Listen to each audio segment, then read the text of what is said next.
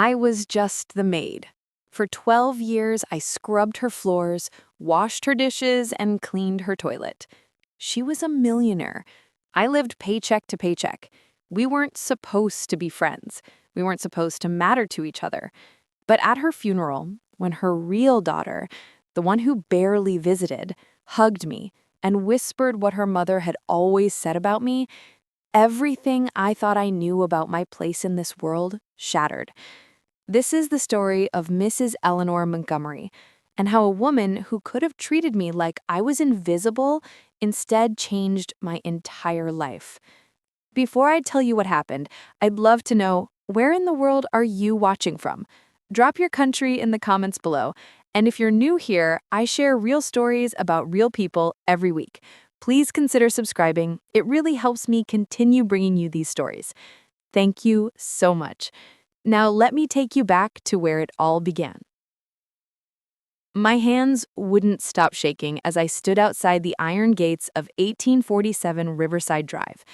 I'd cleaned houses before, dozens of them, but never anything like this.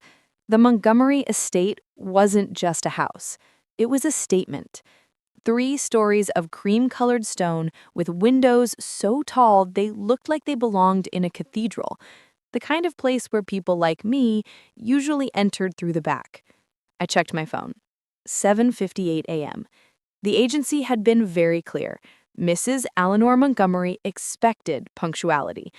She's particular, they'd warned me, which in my experience was code for difficult. I dealt with difficult before. I dealt with women who followed me around with white gloves checking for dust, women who counted their silverware after I left, women who spoke to me in that slow, loud voice people use when they assume you don't understand English, even though I'd lived in this country since I was 19. I pressed the intercom button. Yes? Woman's voice. Refined, but not cold.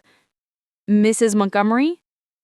It's Sarah Martinez from Pristine Home Services. Oh, Sarah, yes. Come in, dear. Follow the driveway around to the back. I'll meet you at the kitchen door. The gate buzzed and swung open silently. I walked up the curved driveway, my secondhand sneakers crunching on perfect gravel, past gardens that looked like they belonged in magazines, rose bushes in full bloom, even though it was only April.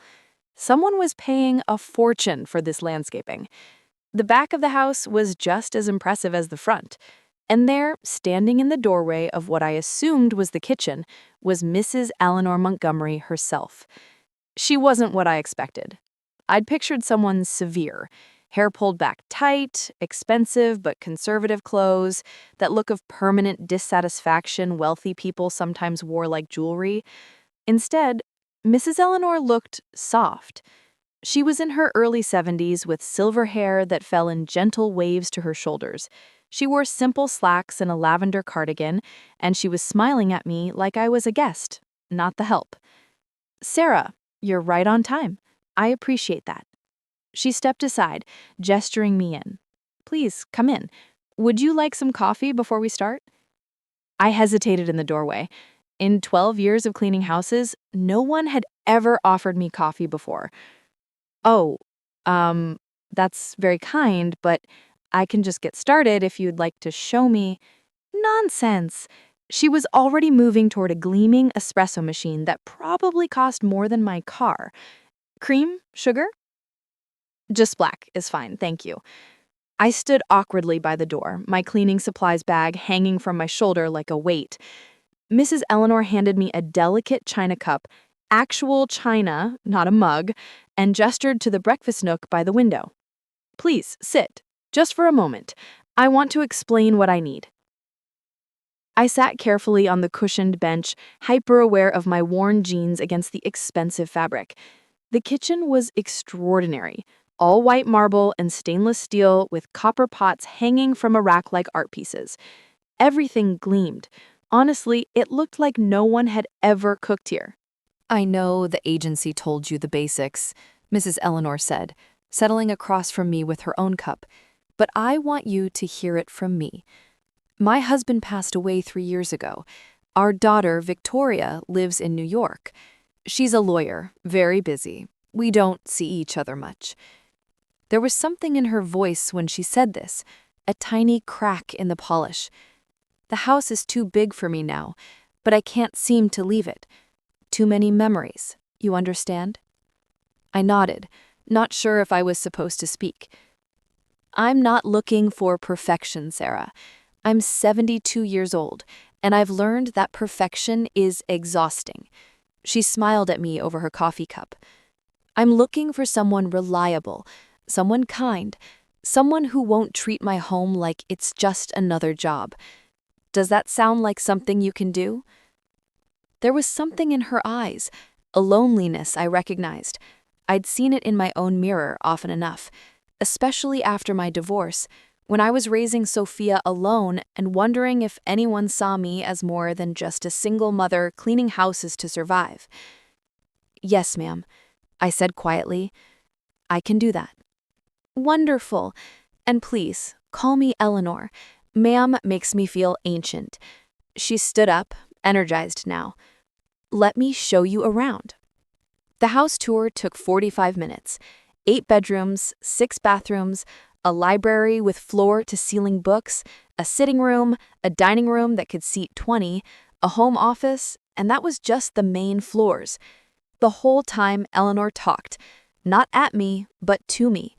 She pointed out which pieces of furniture had belonged to her grandmother, which paintings her husband had loved, which rooms Victoria had played in as a child.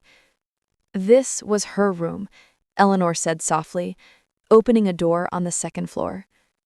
The bedroom was frozen in time, posters of 1990s pop stars, a shelf of swimming trophies, a desk with old textbooks still stacked on it. She hasn't lived here in 25 years, but I can't bring myself to change it. Silly, isn't it? It's not silly. I heard myself say. It's love. Eleanor turned to look at me, and for a moment something passed between us, an understanding, a recognition that we were both women who knew what it meant to hold on to pieces of people who'd left. "Yes," she said finally. "Yes, it is." By the time we returned to the kitchen, I knew this job was going to be different. I couldn't explain how, but I felt it in my bones. "So, Sarah," Eleanor said, pulling out a folder, "the agency said you're available 3 days a week? Monday, Wednesday, and Friday?" "Yes. I have another job Tuesday and Thursday, and weekends I'm with my daughter." "You have a daughter? How old?" "She's 10, Sophia." Her face lit up. "What a beautiful name. You'll have to tell me about her. But for now," she slid a paper across the counter. "Here's what I'm offering. It's above what the agency quoted, and there's a private bathroom on the first floor you're welcome to use. Help yourself to anything in the kitchen. I mean that. I cook too much for one person anyway." I looked at the number on the paper. My throat tightened. It was nearly double what I was making at my other houses. "Mrs. Montgomery, Eleanor, this is too much." "It's exactly right," she said firmly. "I'm not just paying for clean floors, Sarah. I'm paying for someone who'll care about this house the way I do, someone who'll show up reliably, who'll be honest with me, who'll treat my home with respect. That's worth every penny to me." I didn't know what to say. In my world, people like me didn't get offered kindness without strings attached. There was always a catch, always an expectation that would be impossible to meet. But when I looked into Eleanor's eyes, I didn't see calculation or pity. I saw genuine warmth. I saw a woman who was alone in a too-big house offering connection the only way she knew how. "Thank you," I whispered. "I won't let you down." "I know you won't, dear," she smiled and patted my hand. "Now, shall we start with the living room? I'll work alongside you today so you can learn where everything goes." And that's how it began. That first day in April when a wealthy widow offered a struggling single mother more than a job. She offered dignity. She offered respect. She offered friendship, though neither of us knew it yet. That was 12 years ago. And every Monday, Wednesday, and Friday after that, I showed up at 1847 Riverside Drive, walked through that kitchen door, and cleaned Eleanor Montgomery's house. But somewhere along the way, it stopped being just her house. It became the place where I learned that the walls we build between people, walls of class and money and social position, are only as solid as we choose to make them. Eleanor chose to break them down, and in doing so, she changed everything. The first year, I was careful, professional. I arrived at exactly 8 a.m., cleaned for 6 hours, and left by 2 p.m. I said, "Yes, ma'am," even though Eleanor gently corrected me each time. I ate my lunch in my car, even though she insisted I use the breakfast nook. I kept my distance because that's what I'd learned to do. That's how you survived in this kind of work. You didn't get attached, you didn't cross lines, and you never, ever forgot your place. But Eleanor had different ideas. "Sarah, for heaven's sake, it's 90 degrees outside. You're eating lunch in your car again, aren't you?" She appeared in the doorway one sweltering July afternoon, hands on her hips. "Come inside right now. I made chicken salad and there's far too much." I don't want to impose. The only thing you're imposing is this ridiculous boundary you keep trying to maintain. She waved her hand dismissively. "I'm a lonely old woman rattling around in a house built for 12 people. You'd be doing me a favor, please." That's how it started. Lunch together on Wednesdays. At first, we ate in comfortable silence, but slowly Eleanor began to talk. About her late husband, Richard, who'd made his fortune in real estate but never lost his small-town kindness. About how they'd traveled to Italy for their 30th anniversary. About her garden and which roses were being stubborn this year. And then one day she asked about me. "Sophia starts 5th grade next month, doesn't she? Is she excited or terrified?" I remember Victoria was absolutely terrified of 5th grade. Something about a mean math teacher. And just like that, the dam broke. I told her about Sophia's nervousness, about how she was being bullied for her secondhand clothes, about how I was working extra hours to try to afford the name brand backpack all the other kids had. I told her things I hadn't told anyone, because who did I have to tell? My family was back in Mexico. My ex-husband had disappeared years ago. My friends were other cleaning ladies I saw in passing, all of us too tired to do more than exchange quick hugs and complaints. Eleanor listened, really listened. Not with that polite, waiting to talk again face people usually made. She listened like my words mattered. 2 days later, I arrived to find a gift bag on the kitchen counter with a note. "For Sophia. Every girl deserves to feel confident on the first day of school. E." Inside was the exact backpack Sophia had been wanting, and a matching lunchbox, and a gift card to the school supply store. I cried in Eleanor's powder room for 10 minutes. When I emerged red-eyed and embarrassed, Eleanor simply hugged me. We take care of each other. That's what friends do. Friends. The word hung in the air between us, strange and precious. By the 3rd year, the routine had shifted into something neither of us had planned, but both of us needed. I still cleaned, of course, but now Eleanor worked alongside me sometimes, chatting about everything and nothing while I vacuumed or dusted.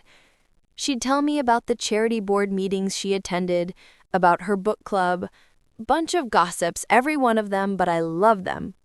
About her attempts to learn watercolor painting. "I'm terrible at it," she laughed one Monday morning, showing me a painting that looked like a sad, melting tree. "But it passes the time, keeps the mind sharp." "It's not that bad," I lied kindly. "You're a terrible liar, Sarah Martinez. It's one of your better qualities." I started bringing her homemade tamales when I made them for Sophia.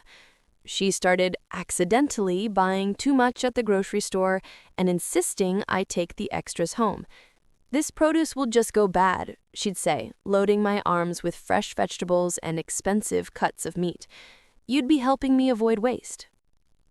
We both knew what she was doing. We both pretended we didn't. when Sophia needed help with her homework and I didn't understand the new math they were teaching, Eleanor sat with us at her kitchen table for 2 hours, patiently explaining concepts I'd never learned.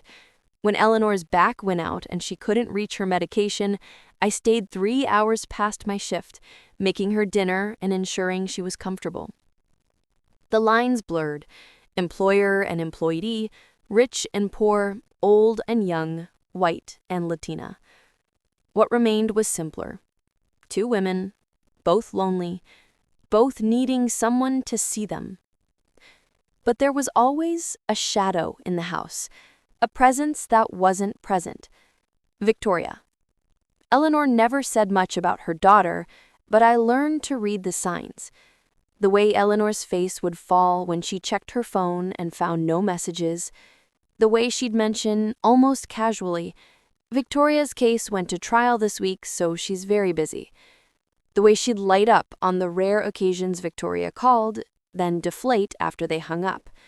She works too hard, Eleanor would say, staring at Victoria's childhood bedroom door. Just like her father did. I worry about her. What she didn't say, but what I understood, was that Victoria barely visited. Maybe twice a year. Christmas sometimes, a hurried lunch on Mother's Day if Eleanor was lucky. I'm sure she loves you very much, I offered once, uncomfortable but wanting to help. She's just busy. Yes, busy. Eleanor smiled, but it didn't reach her eyes. Do you know what's funny, Sarah? I have a daughter who's too busy for me, and you're here 3 times a week, voluntarily staying late to keep me company. Life has a strange sense of humor. I didn't know what to say to that. The truth was too painful. That I'd become more of a daughter to Eleanor than her actual daughter was. That I looked forward to my days at 1847 Riverside Drive more than I should.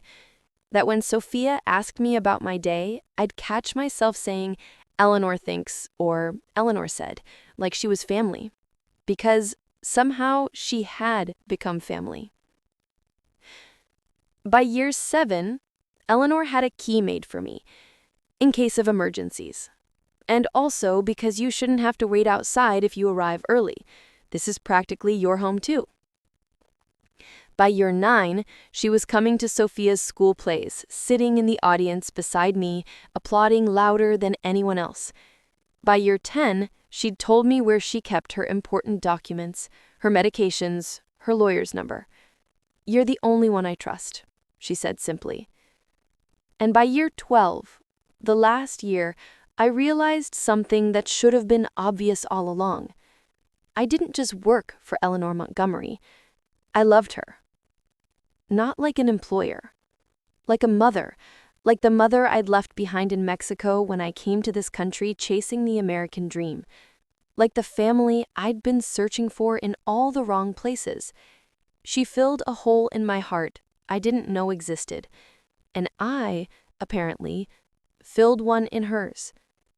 But I didn't know how deep that truth went until the day I arrived and found Eleanor sitting at the kitchen table, her hands trembling around her coffee cup, tears streaming down her face. Sarah, she whispered, I need to tell you something. I went to the doctor yesterday. And just like that, everything changed again. The words hung in the kitchen like smoke, choking me. Eleanor's hands wrapped around her coffee cup, knuckles white, but her voice was steady, too steady. The kind of steady that comes from shock, from not quite believing what your own mouth is saying. The doctor says 6 months? Maybe a year with treatment, but at my age, the treatment might be worse than... She trailed off, staring at the morning light streaming through the window. I'm 72, Sarah. I've had a good life. Don't, my voice cracked. Don't talk like that. I'm not being morbid, dear. I'm being practical.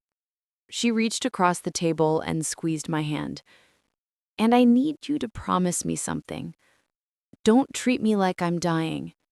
Not yet. I'm still here. I still want to hear about Sophia's drama with her friends. I still want to complain about my book club. I still want to live until I can't anymore. Can you do that?" I nodded, tears streaming down my face. "Does Victoria know?" Eleanor's expression shifted, something between pain and resignation. "I called her last night. She's coming this weekend." Victoria Montgomery arrived on Saturday morning in a black Mercedes that looked like it had never seen a speck of dust. I was there. Eleanor had asked me to come, even though it wasn't my usual day. "I need someone in my corner," she'd said quietly. I watched from the kitchen window as Victoria stepped out of the car. She was tall, polished, every inch the successful Manhattan attorney.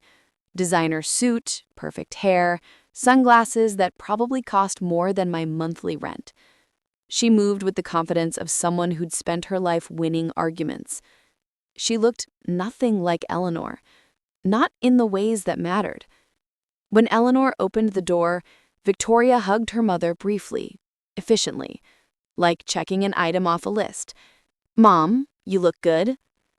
"I have cancer, Victoria. I look terrible."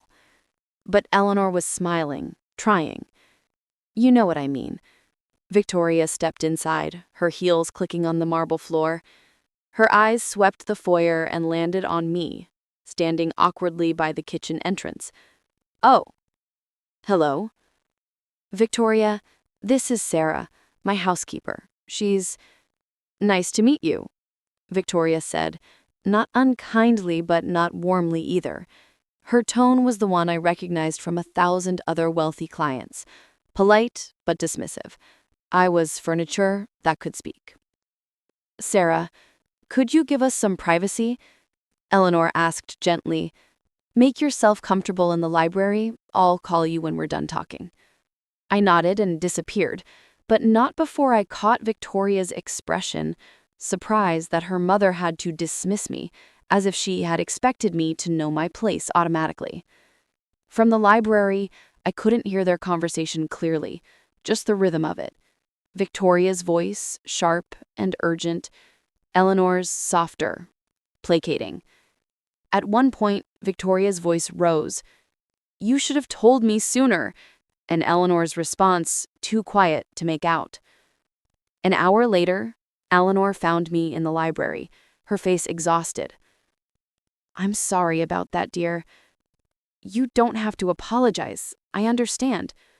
"No, you don't," Eleanor sighed and sat beside me. "Victoria wants me to move to New York. She says I can't be alone here, not with the cancer. She's probably right, but—" She looked around the library, at the books she'd collected for 50 years, at the chair where her husband used to read to her. "This is my home, Sarah. What do you want?" "I want to stay here. I want to die in the house I love, surrounded by my memories and my—" She paused, looking at me. "My real family." The words pierced my heart. I knew what she meant. I was her real family now.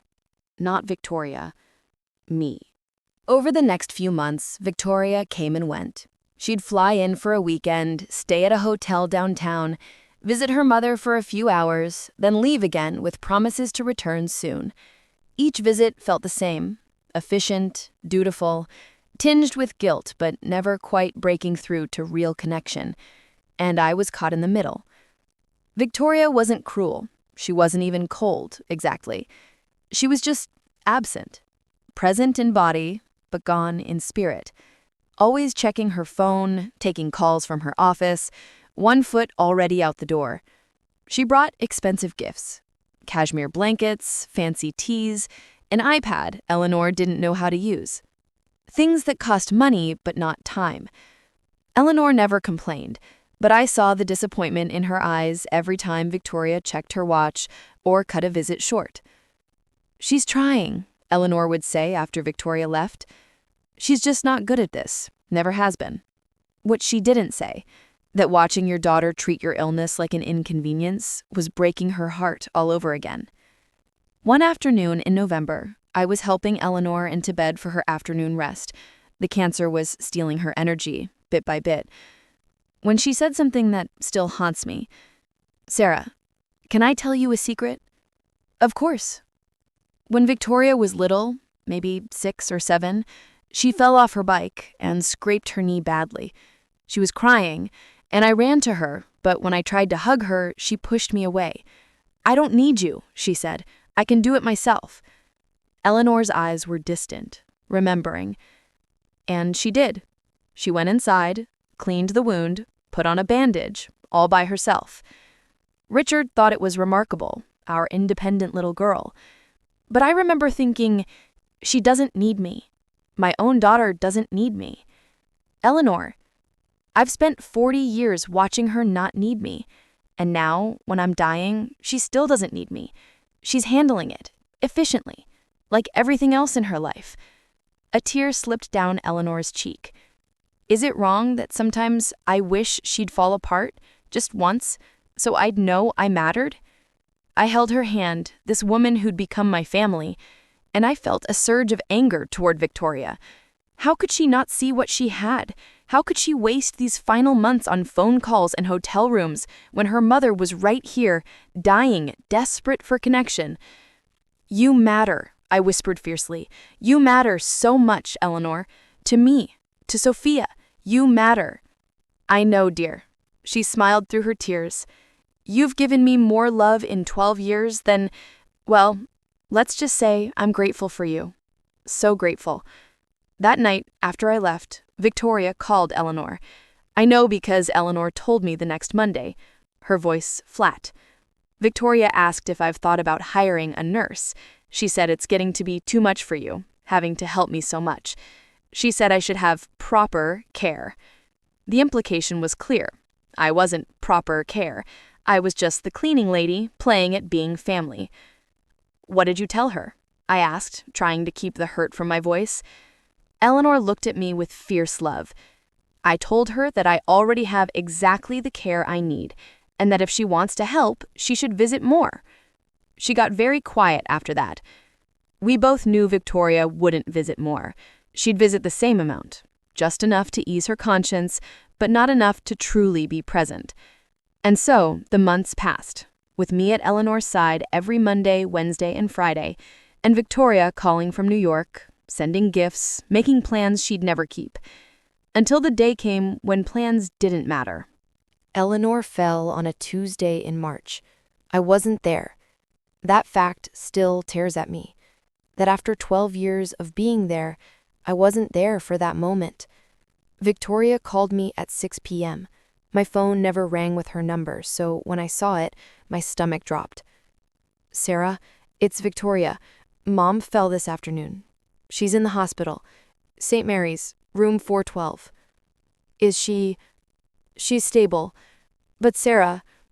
Victoria's voice cracked, the first real emotion I'd ever heard from her.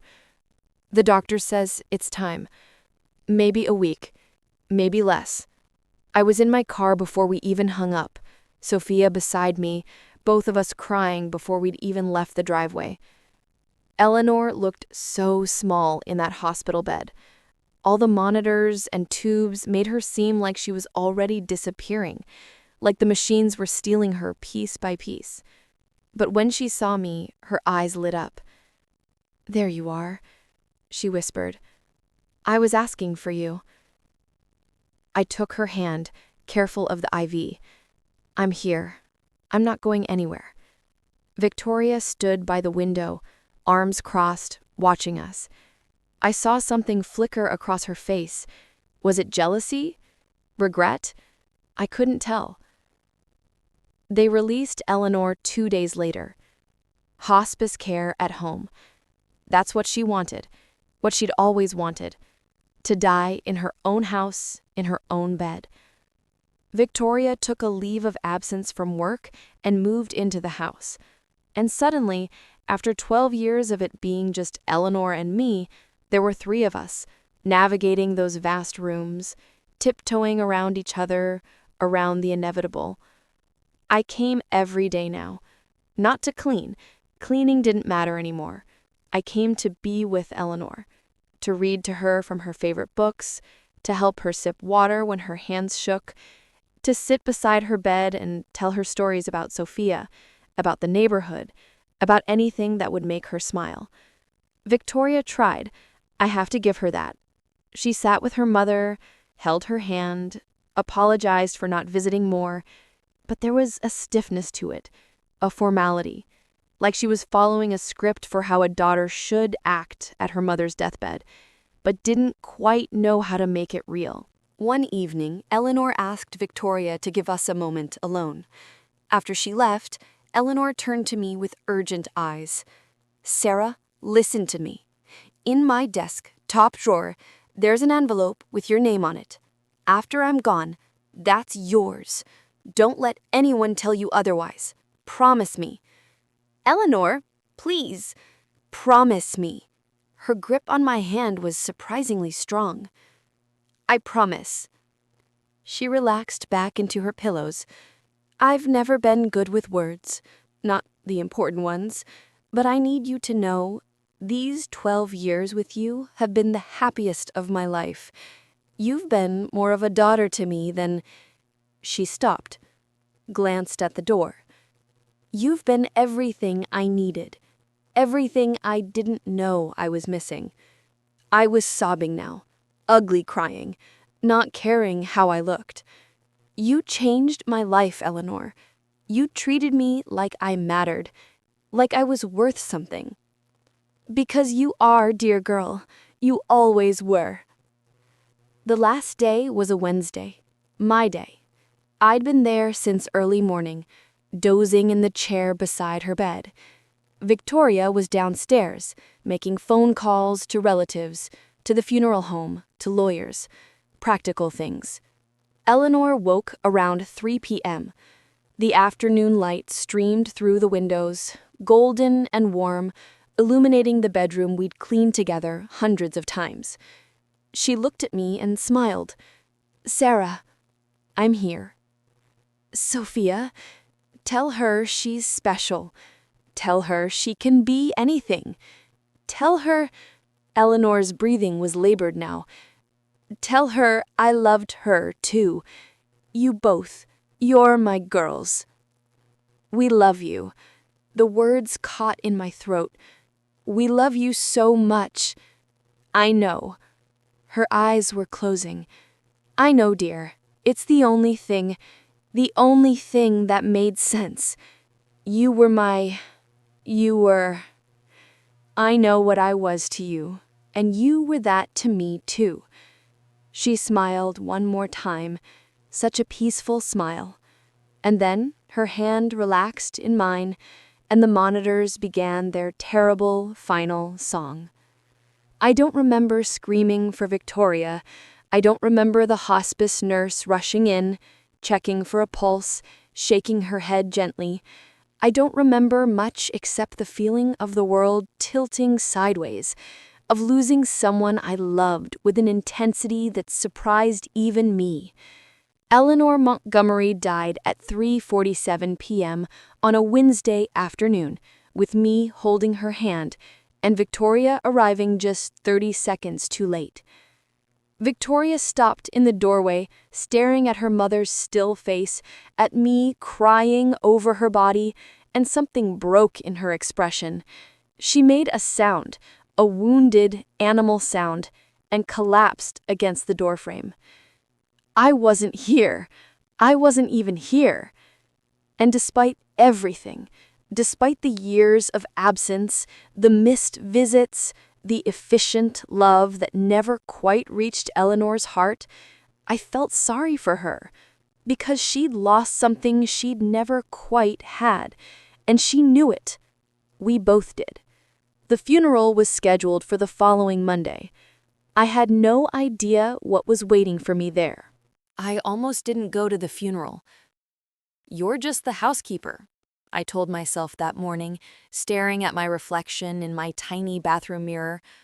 "You don't belong there with her real family, her real friends." But Sophia squeezed my hand. "Mom, she loved you. You have to go."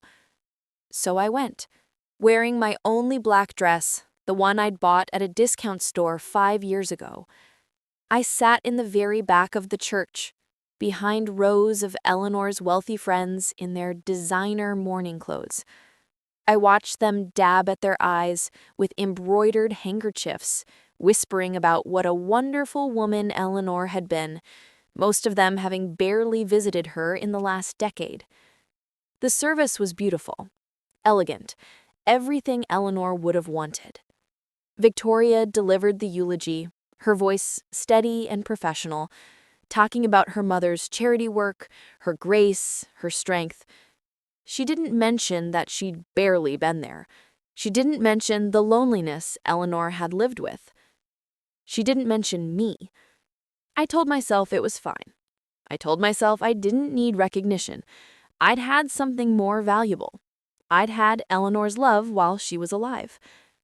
After the service, everyone gathered for the burial. I stood far from the gravesite, partially hidden behind a large oak tree. I didn't belong in that circle of mourners. I was saying my own private goodbye. But then I heard footsteps on the grass behind me. Sarah. I turned.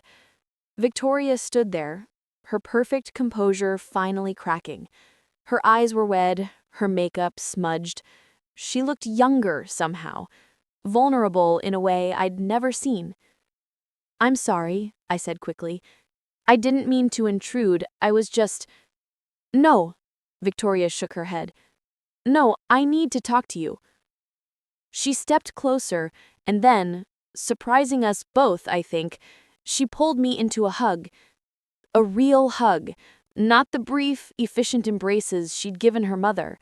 This was desperate, clinging, the hug of someone drowning. "Thank you," she whispered against my shoulder. "Thank you for being there. For loving her when I—" Her voice broke. "When I couldn't figure out how." We stood there for a long moment, two women who'd orbited the same sun, finally understanding each other in its absence. When she pulled back, Victoria wiped her eyes and took a shaky breath. "Mom left something for you, in her will. But I need to tell you something first. Something she made me promise to tell you." My heart was pounding. What? Victoria's eyes filled with fresh tears. For the last 5 years, every time I called, every time I visited, Mom talked about you. About how kind you were, how you made her laugh, how you'd become family. And every single time, she'd say the same thing. Victoria's voice dropped to almost a whisper, as if she were sharing a sacred secret. She'd say, "Victoria, Sarah is everything I wish I could have been as a mother. She's patient, present, loving. She shows up." And then she'd pause and add, "I always tell people that Sarah isn't my housekeeper, she's my real daughter, the one who chose to love me." The world stopped. Victoria continued, tears streaming now. "Mom always said you were her real daughter, Sarah, not me, you." And she was right. I couldn't breathe, couldn't speak. 12 years of moments flooded through me. Lunches at her kitchen table, helping her in the garden, reading to her in her final days. All of it seen through new eyes, reframed by these words. "She left you money in her will," Victoria said, pulling an envelope from her purse, the envelope from Eleanor's desk. "Enough to pay off your house, enough to send Sophia to college, enough to start the catering business you told her about once." Victoria smiled through her tears. "She wrote in her letter that you gave her 12 years of love. This is her way of giving you freedom." I opened the envelope with shaking hands. Inside was a check that made my knees weak, and a handwritten letter. "My dearest Sarah, you cleaned my house, but you swept away my loneliness. You were paid to work, but you chose to love. You had every reason to maintain boundaries, but you broke them down with kindness instead. You were never my maid. You were always my daughter, the one I got to choose." Live freely, dear girl, and remember me with joy, not sadness. All my love, Eleanor. I collapsed against Victoria, sobbing, and she held me, really held me, as we mourned together. Two daughters saying goodbye to the same mother, finally united in our grief and love. Eleanor Montgomery taught me that family isn't about blood. It's about showing up. It's about love that crosses boundaries society says shouldn't be crossed. For 12 years, I cleaned her house. But in truth, she cleaned my soul, teaching me that I was worthy of love, worthy of being seen, worthy of being called daughter. And at her funeral, when her daughter hugged me and whispered, "Mom always said you were her real daughter," I finally understood. Love doesn't care about your job title, your bank account, or your last name. Love only cares that you show up. And I did. Every Monday, Wednesday, and Friday for 12 beautiful years. If this story touched your heart, please share it with someone who needs to hear it today. Sometimes we find family in the most unexpected places. Drop a heart in the comments if you believe that love transcends all boundaries. And remember, you never know whose life you're changing just by showing up.